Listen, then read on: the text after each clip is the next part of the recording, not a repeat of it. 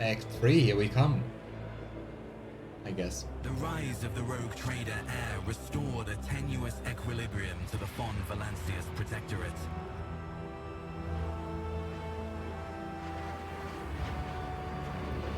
For a time, threats subsided, activity returned to trade routes, and reclaimed worlds began to heal. But what happens next?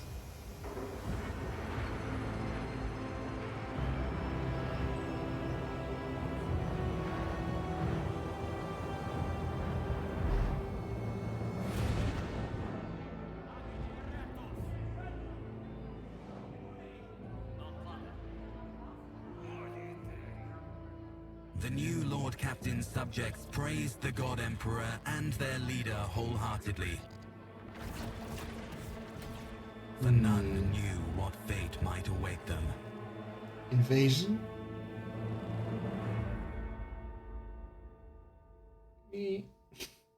Concept. Oh boy.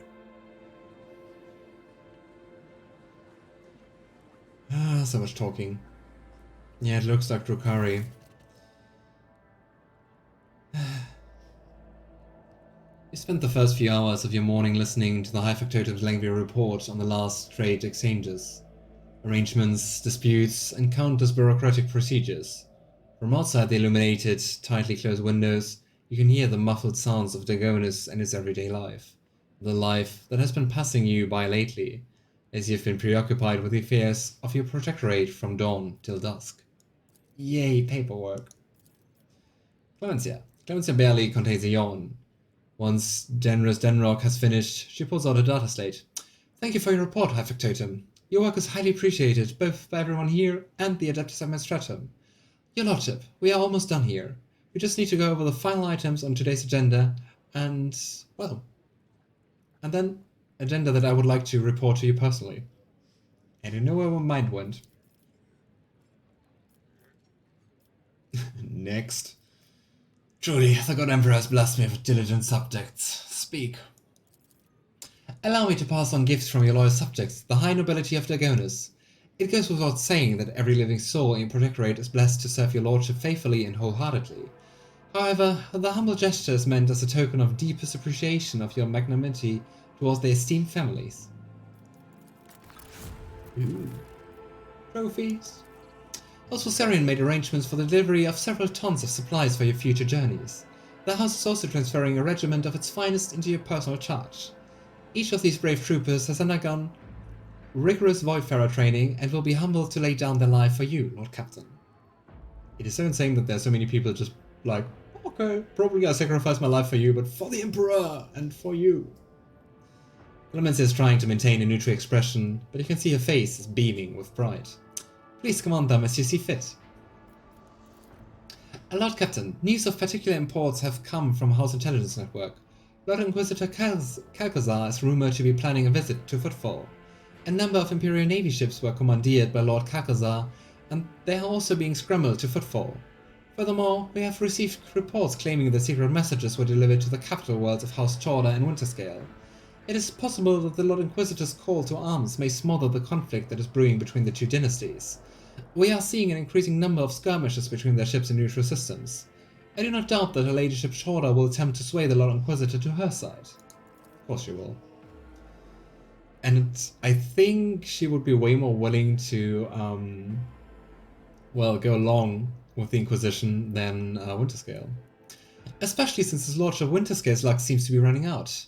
Riots have broken out on several of his worlds, and yet has shown no intention of quelling them. Instead, the rogue traders inflict brutal punishment upon one of his older colonies, Vesuvius Secundus, based on allegiance of seditious sentiment. Oddly enough, our agents were unable to find any proof of sedition among the populace there. As soon as we have any updates, you will be the first to know, your lordship. Clemencia glances down at her data slate. And lastly, by the way, I do wonder if maybe Incendia and Caligus are also influenced by some warp entities or something. If they changed so much and got so extreme and deranged. Your pet Xenos, Yrliet, I believe, is seeking a meeting with you. She had the audacity to defy the Rogue Trader's palace with her profane presence and refuses to leave until she is speaking with you. I would never presume to be able to read the emotions of a Xenos, but the Aeldari appeared perturbed. I believe she mentioned a void ship of some sort. It may be best if she told you everything directly, though. And with that, please allow me and Master Denrock to take our leave. The Chancellor and the High Factotum offer you their bows. Perhaps that last request will serve as a welcome distraction. Indeed, your lordship's stay on Dagonis has been rather long. However, your protectorate is now enjoying a period of relative stability that, for the time being, no longer demands your lordship's personal involvement in its affairs. Glory to the Rogue Trader. Finally, done with paperwork.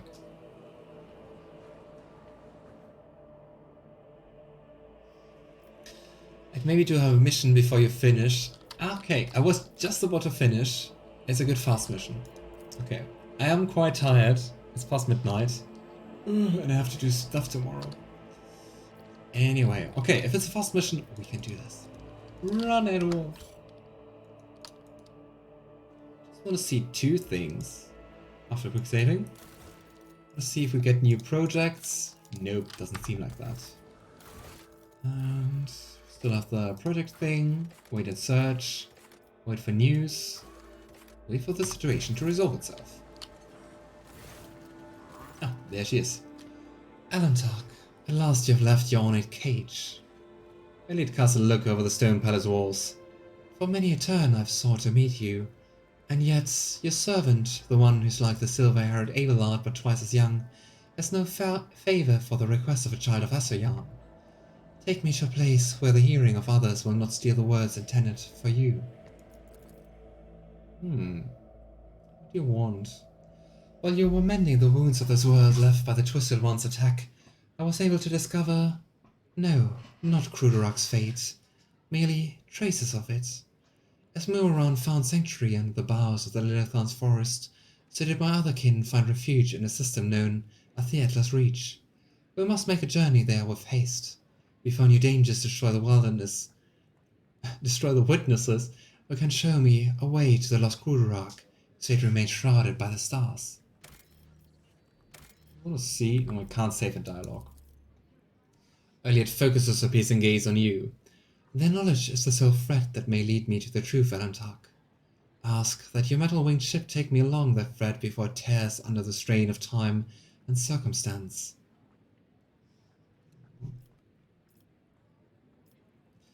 Give me the coordinates, and I shall take you whenever you wish to go. You will. The ice in Yrliet's eyes melts away for a moment. Thank you, Alantark. It is... if this path indeed takes me to the truth, I will be indebted to you. A rare happening between our kinds.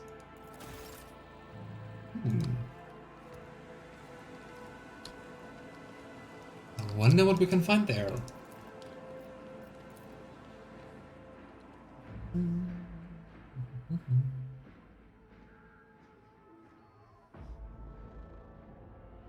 Will be very, very interesting.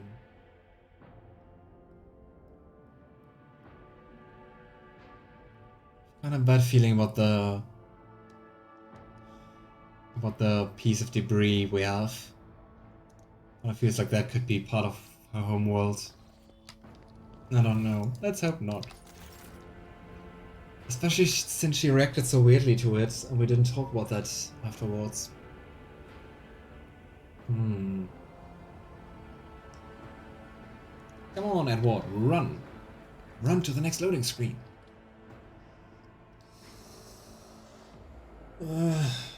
Maybe this will start off the third act. Maybe it's more about Aeldari.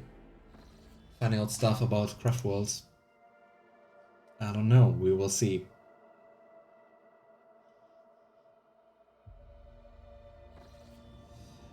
Alright, where do we need to go? Atlas Reach. Where is it? Let's see if there's a quest marker somewhere, but I don't see one. Atlassian Reach.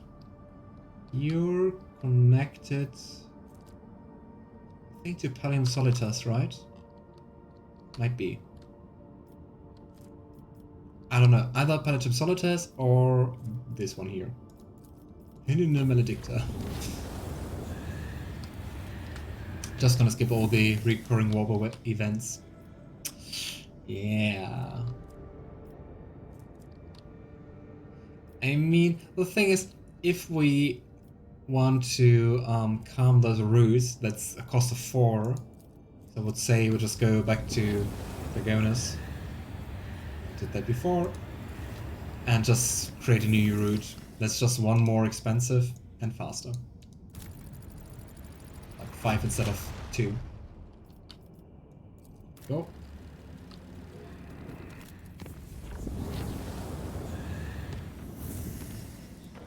New system is also interesting.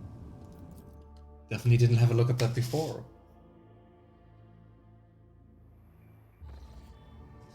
Lord Captain, according to our telemetry, we have arrived at the coordinates you specified.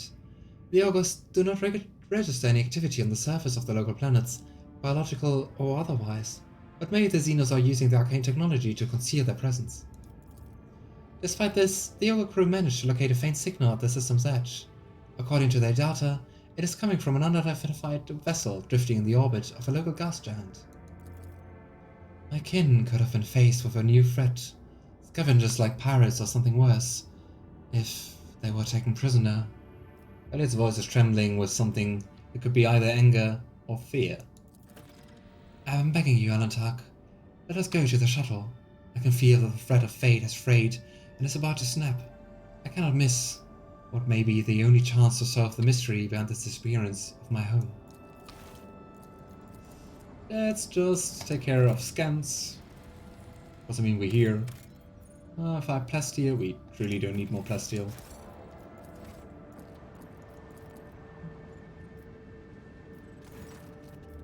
Lord Captain, there's an unusual cluster of binary asteroids before us, rich in rare metals and valuable minerals. They're moving in a fairly stable orbit, which suggests the possibility of constructing a mining station inside the drift. But we can't do that now. What's just this asteroid? 12 adamantine! Oh hell yeah! The Emperor smiles upon us. Let's fulfill the contract. Nice. Chartist vessel. I'm not sure if I should explore this one or this one first. So let's go for the planet. More resources. Oh boy. I'm awake, I'm awake. Space dust. Lord Captain, reporting. Our void ship has passed through a cloud of cosmic dust of unknown origin. Unfortunately, the dust particles were covered in an icy shell that have frozen into a thick sheet on the void ship's hull, blocking some of the technical vents. It will take time for the servitors to clear the ice. Until then, our maneuverability will be somewhat reduced. Okay. Chartist vessel. Let's quick save once more.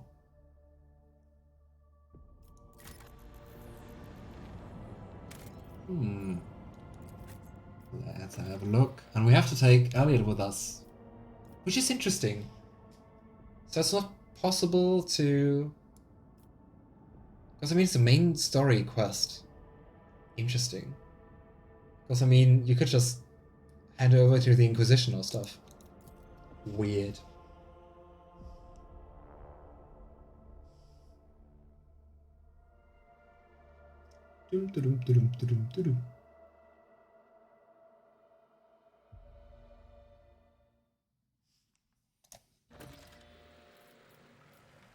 Explore the voyage. Intimidated officer, bridge officer, bridge officer. I always have a backup plan.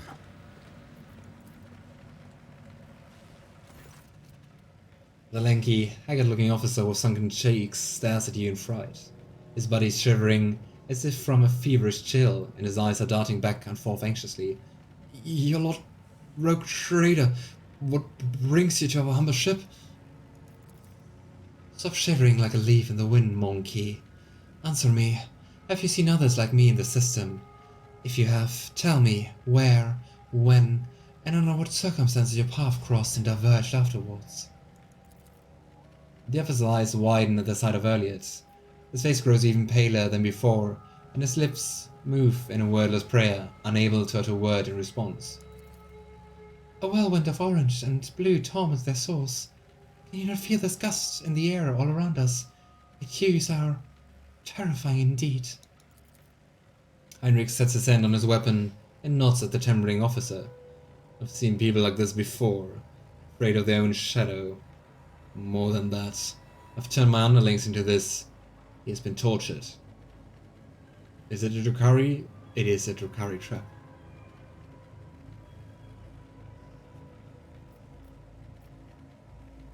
What are you so afraid of? The officer glances at Yrliet in fear, forces out the word.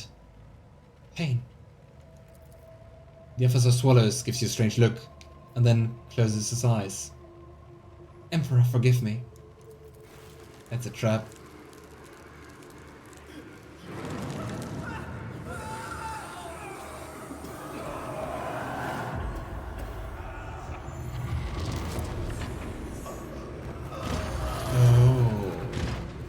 Oh boy. You monkey never learned.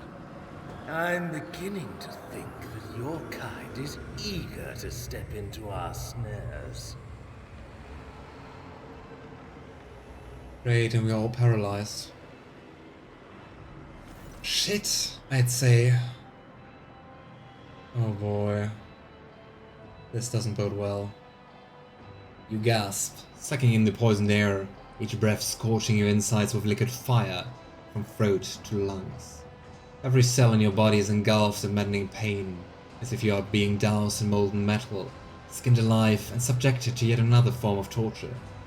You hear sounds coming from somewhere far away, the moans of your people, the shuffling of bare feet, and light footsteps slowly getting closer. And what we're hearing is called Beyond the Nightmare.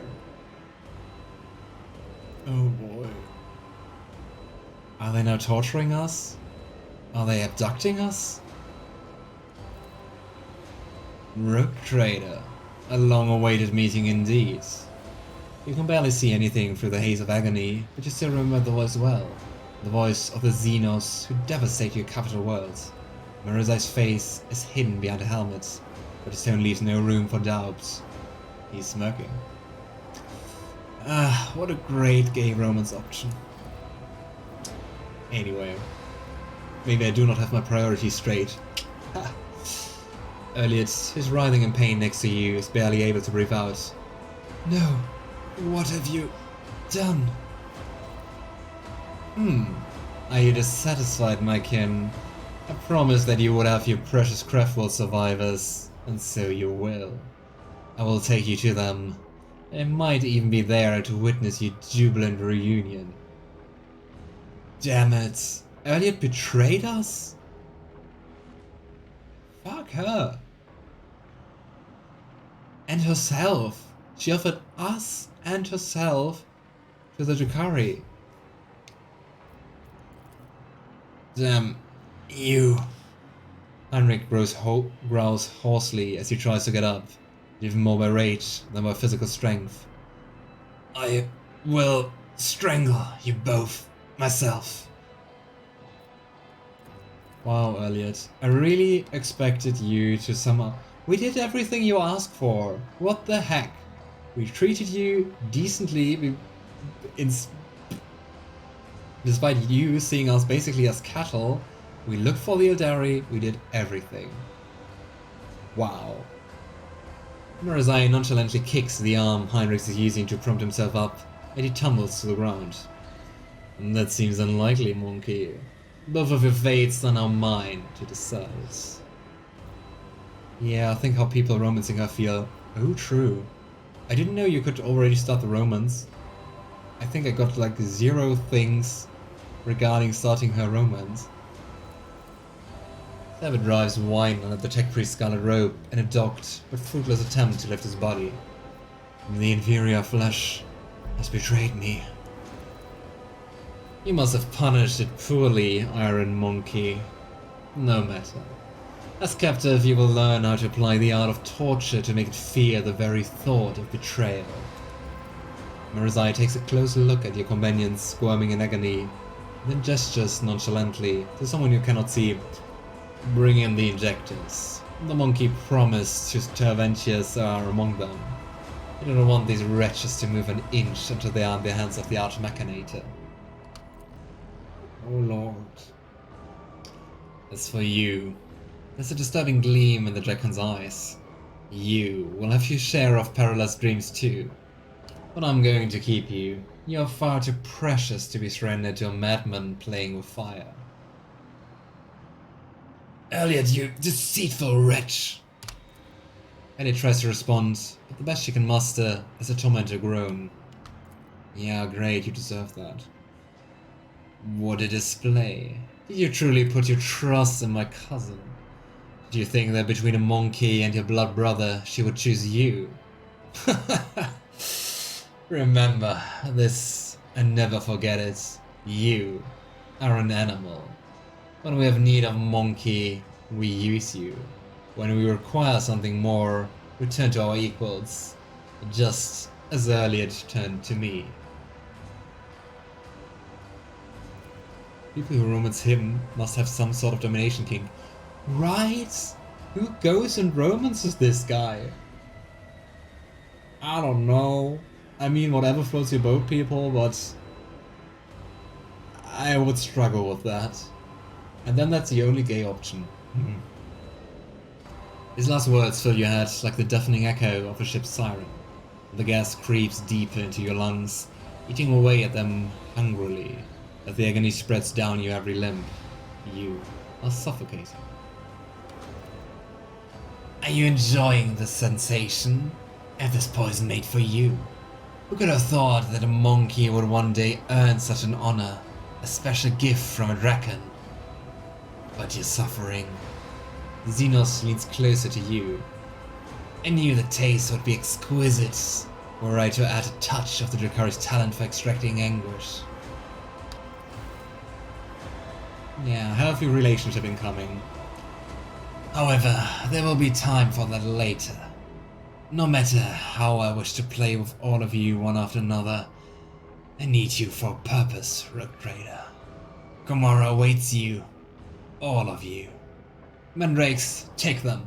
Leave none behind. We're going to Komorra, like the capital of the Drakari. That's Act 3? O Emperor, protect us. We are not off for a good time. My poor companions. Obsidian Court. Oh boy. What a twist of events.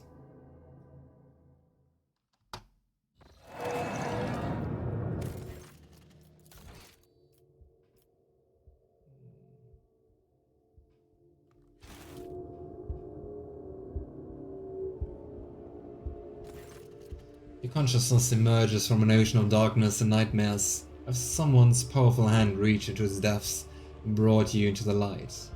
In the dark room, long and angular shadows move around and exchange remarks.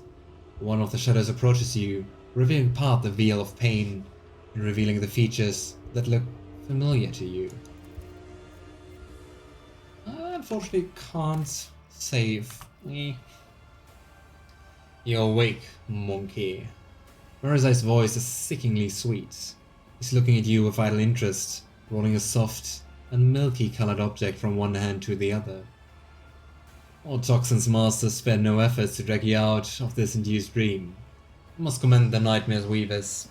The emanations of fear you exuded in your delirium are worthy of the highest praise. However, it is time to finish what you were brought here for. It is time to work for the good of the Cabal, Rogue Trader. Oh god, this will be such a horrible place and episode for us and for our companions. Welcome to the worst place in the galaxy. Yay! Why am I still alive? A good question, Rogue Trader. You're my tool, you see. A sharp and narrow scalpel that I will use to cut away the festering boil on the body of my cabal. I spared no effort to set up the performance, the witnesses, the spies, the agents, and a small bargain to guarantee the results.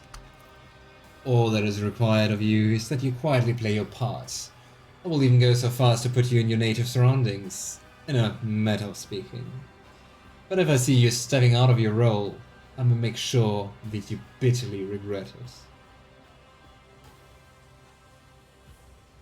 You know, I might be able to play my role better if I actually knew what it was. Well, let's try if we can get some information. Marazhai is silent for a few moments, playing with the mysterious object in his hand. You, monkey, hate creatures alien to your kind, and this hatred is fueled by primal fear and awareness of your insignificance. To us, you're cattle that exist to be butchered and to entertain us. Sometimes we use you in our little games, but to involve your filthy brutes in the politics of Gomorrah, let alone feuds between the cabals, there are few worse ways to bring dishonor to oneself and one's cabal. From the first day I saw you, I knew you were being controlled by another hand, for to experience is flexible to belong to another monkey. You stayed ahead of me and Tazara, anticipated our moves, fought back with surrounding skill. I can guess, no, I know exactly how you were able to know so much. Only one creature was sufficiently aware of our tactics and raid plans. You will help me expose her and restore the reading Tempest to its former favor. I have no idea who was guiding us. Nice, persuasion minus 70, but we are so persuasive that we have a guaranteed win. I have a secret for you, something your spies and agents failed to uncover. Something about the tone of your voice makes Marazhai freeze, and then come closer and lean almost into your face. His black eyes greedily devour your slightest movement, and his voice drops to a mocking whisper. Very well, I'm listening, monkey.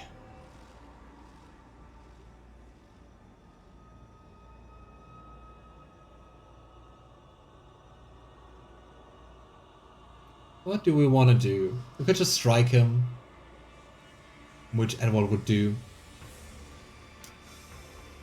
Wow. And Edward strikes the Xenos in the face. Ha. Well, lightning reflexes fail to save the stunned Abelard. You smash your forehead into the pale face in front of you, the crunch of broken cartilage drowned out by the frenzied hissing of the Drukhari. Unbearable pain washes over you, but even in its crimson haze, you can still make out Marazhai's twisted face and the patch of blood spreading beneath his nose. The Drukhari gestures to one of the shadows near you, and your head is forced backwards. Marazhai brings the hand holding the strange object closer. You manage to make out translucent, glossy skin, bluish, pulsating organs beneath, and a little head with serrated jaws, before the Drukhari pushes the larvae into your face. Ew.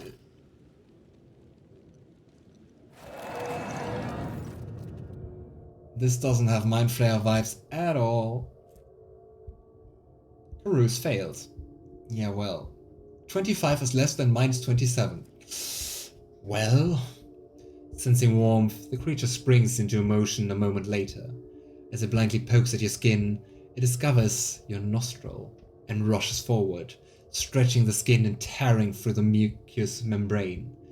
Unbearable pain overwhelms you as the larva begins to force its way through the soft tissue and cartilage, each of its movements causing a crunching noise to reverberate through your skull. Ew. The creature greedily bites into flesh and moves ever upwards, past the bridge of your nose, past your eyes, and then something alien invades your consciousness. Ew. Darkness clouds your eyes, but the sensation of an alien presence does not relent. This is not a conscious mind, but something primitive yet unbelievably strong in its unknowable pursuit. It is crawling around in your thoughts, scratching them with its sides and changing their shape. Perhaps all this is just a bad dream, a quirk of the intellect exhausted by endless trouble, a calumny of a mind too weak for the burden it was made to carry. A stray light dawns at the edge of your perception. Gosh, that sounds so horrible. It's going to get so much worse in this place. Ooh. Hey, we have a parasite. How fun. I thought you said, Alistair, that this would be a short sequence. It's not. You have disappointed us, rogue trader von Valancius. Are we now having visions? Is that it? Ugh.